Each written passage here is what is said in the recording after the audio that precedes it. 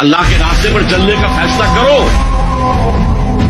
اللہ کی راہ میں جہاد کا فیصلہ کرو, پھر اللہ راستہ کھولے گا. والذین جاہدوا فینا لنہدینہم سبلنا. وہ لوگ کہ جو ہمارے راستے میں جہاد کرے, محنت کرے, مشقتیں کرے, ہم لازماً ان پر اپنے راستے کھولتے چلے جائیں. وہ دعا شرک فی الدعا, مانگو صرف اللہ, جو چاہے کسی فرشتے کے ذریعے, چاہے کسی